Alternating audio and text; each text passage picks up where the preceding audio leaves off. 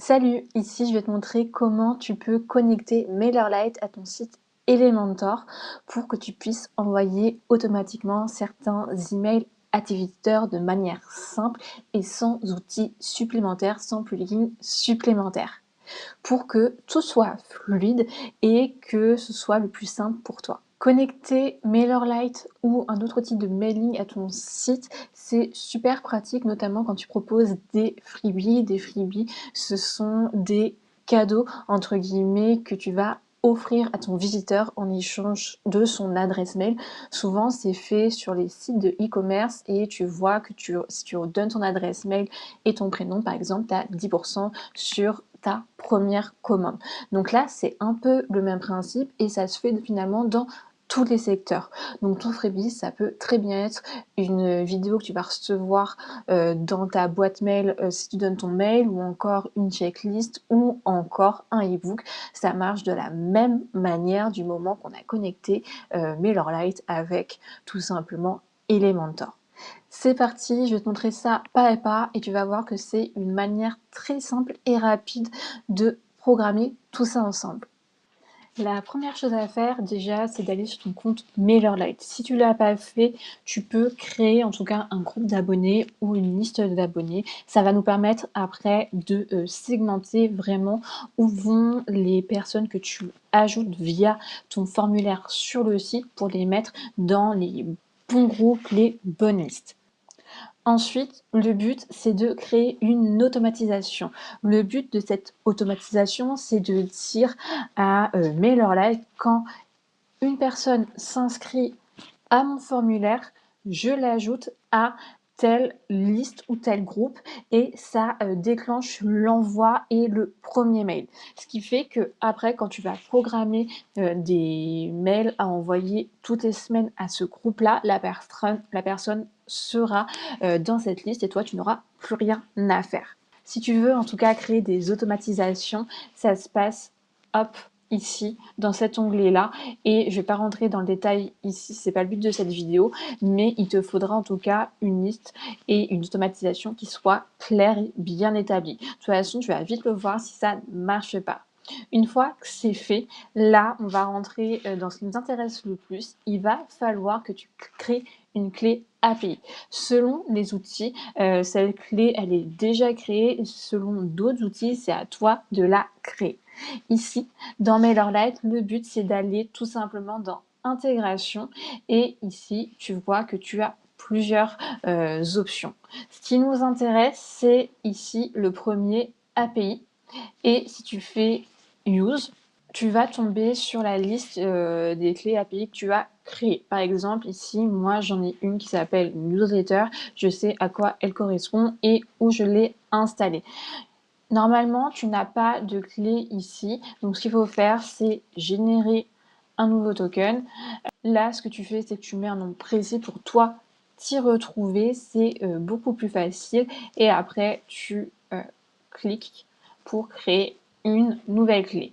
Ce qui va te donner un code, et ce code-là, il faut surtout que tu ne le perdes pas et que tu le copie-colle dans un endroit sûr, parce qu'on va en avoir besoin, et souvent ça ne te redonne pas cette clé. Une fois qu'elle est créée, elle est cachée. Donc c'est important que tu la mettes en sécurité pour bien t'en rappeler et ne pas la perdre surtout. Et si tu veux, cette clé API, c'est vraiment ce qui va permettre à Elementor et à MailerLite de communiquer entre eux et de faire des échanges. Donc, si tu ne passes pas par cette étape-là, tu vas avoir un problème de communication entre tes outils. Une fois que c'est fait, on va passer à la deuxième étape, qui est tout simplement d'ajouter un formulaire sur Elementor. Donc ce formulaire, tu peux l'ajouter où tu le veux dans ton site, du moment en fait que ce formulaire, après, il va être lié à Elementor. Donc je te rappelle, ça peut être pour offrir un cadeau, souvent on appelle ça un freebie, une checklist, une vidéo, des choses comme ça pour ton visiteur. Ici, moi, je vais partir sur le site d'une chef à domicile, et par exemple, le cadeau pour ses visiteurs, ça va être de recevoir un e-book avec une semaine, en tout cas, d'idées midi et soir de plats à préparer qui prennent moins de 30 minutes. Donc, ce que je vais faire, c'est que ce formulaire, je vais tout simplement l'ajouter dans ma page, en tout cas, d'accueil.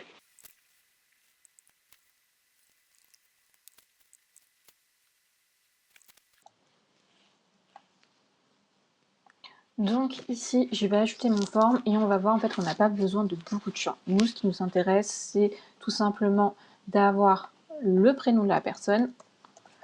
Alors ici, je demande le prénom de la personne parce que si dans tes emails après, tu fais une personnalisation, ça permet aussi de catégoriser, de créer un lien humain avec les personnes. Donc c'est bien d'avoir le prénom dans ton formulaire. Ici, je le laisse en 100%, je demande que c'est nécessaire et je vais faire la même chose avec le mail, c'est nécessaire et on va faire ça comme ça. J'avais oublié, ici je vais cacher les libellés, comme ça on a juste le prénom et l'email, c'est beaucoup plus clair. Ensuite, ce qu'on va faire, c'est personnaliser un petit peu le formulaire pour lui donner l'apparence qu'on désire. Donc là, je vais aller dans le bouton. Moi, ce que je veux, c'est pas envoyer, c'est télécharger les idées ou télécharger le e-book. Hop là. On rentre dans la partie la plus importante. Ici, on va aller dans ajouter une action. Moi, je veux pas d'email et je veux pas de collection. Ici, je vais chercher l'outil de mailing que j'ai choisi. Donc ici, ce sera MailerLite. Si tu commences à taper MailerLite, tu vois qu'il est ici. Tu cliques et en mettant MailerLite ici, tu as une nouvelle section qui est apparue et qui s'appelle MailerLite et c'est ici qu'on va faire les réglages restants. Alors, tu peux cliquer dessus. Ici, par défaut, c'est la clé API. Tu peux mettre dans les réglages, en tout cas, d'Elementor. J'avoue que moi, je préfère la mettre en personnalisé parce que des fois, j'ai des problèmes de configuration, donc ça marche pas forcément tout le temps. Ici, quand je mets personnalisé, je vais pouvoir copier-coller la clé API que MailerLite m'a donnée justement avant quand je l'écris. Donc ici, moi, je vais coller la mienne. Pour te rassurer, la clé API, c'est pas quelque chose de très très court, c'est même souvent très très très long. Et encore là, le très très long était plutôt court. Donc ne t'inquiète pas, si ça fait beaucoup de lignes, c'est totalement normal. Alors, je vais juste rechercher la clé que j'avais sélectionnée pour que tu puisses voir ce que ça ouvre après. Donc tu copies-colles ta clé. Et là, tu vois qu'on a quelque chose d'autre qui est apparu. Ce sont les groupes. Et c'est pour ça qu'au départ de cette vidéo, je t'ai dit dans MailerLite de créer soit une liste, soit des groupes, parce qu'on va pouvoir sélectionner dans quel groupe vont arriver les personnes qui s'inscrivent et qui remplissent ce formulaire-là. Donc là, c'est des groupes qui correspondent moi à ma base de newsletter, mais tu peux bien sûr les personnaliser avec toi tes champs et je te conseille d'être très précis dans les noms que tu mets à tes groupes parce que moi j'ai fait l'erreur, je savais pas trop où j'allais et le mieux c'est vraiment de les lister correctement, que ce soit bien structuré, bien précis, tu vas t'y retrouver beaucoup plus facilement après. Donc maintenant je peux cliquer sur groupe et sélectionner et tu vois que là j'ai toute une liste. Donc par exemple je pourrais cliquer sur téléchargement freebie et une fois que j'ai sélectionné mon groupe, ça m'affiche de nouveaux champs. Donc le champ qui est obligatoire ici, c'est le mail, donc ce qu'on a mis avant. Et ici, il faut que tu dises qu'est-ce qui correspond au mail dans le formulaire. Donc là, c'est email. Et après, moi j'ai changé un nom, hop, tu mets le prénom. Une fois que c'est fait, eh bien j'ai envie de te dire que tu as tout fait et que tu n'as plus qu'à valider, publier et qu'ensuite tu peux tester sur ton site en live.